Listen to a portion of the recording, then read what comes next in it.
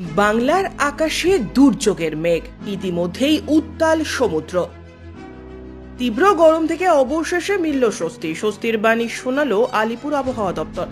স্বস্তির মাঝেও আতঙ্কের পরিবেশ দক্ষিণ 24 পরগনার উপকূল তীরবর্তী এলাকায়। কালবৈশাখী ঝড়ের সতর্কবার্তা জারি করা হয়েছে ইতিমধ্যেই।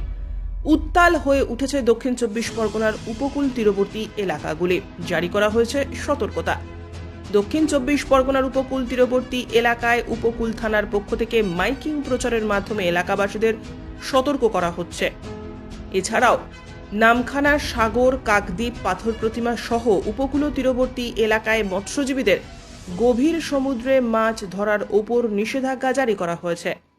ঝোড়ো আবহাওয়ার কারণে সমুদ্রের কাছাকাছি অঞ্চলে বাড়তি সতর্কবার্তা জারি করেছে হাওয়া অফিস।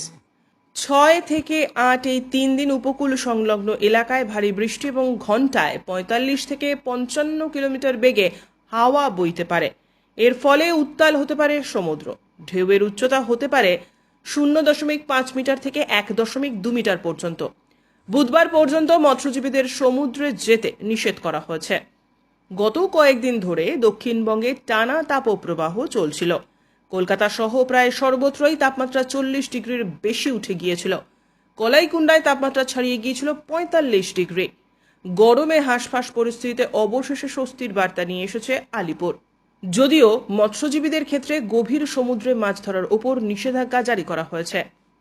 রাজারগঞ্জ কোস্টাল থানার পক্ষ থেকে বকখালিতে আগত সকল পর্যটকদের বিশেষভাবে অনুরোধ করা হচ্ছে, আগামী 5, 6, 7 তারিখ নিম্নচাপের কারণে যে জলোচ্ছ্বাস হওয়ার সম্ভাবনা রয়েছে, সেই কারণে আপনাদেরকে গভীর সমুদ্রে যেতে নিষেধ করা হচ্ছে এবং জলে নামতে নিষেধ করা হচ্ছে। আপনারা প্রত্যেকেই যে যার নিরাপদ স্থানে পৌঁছে যান।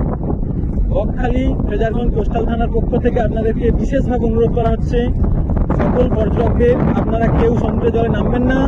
জলোচ্ছ্বাসের কারণে যে কোনো সময় দুর্ঘটনা ঘটতে পারে। আপনারা প্রত্যেকেই নিরাপদ স্থানে পৌঁছে। ব্যুরো রিপোর্ট, উত্তরের প্রহরী।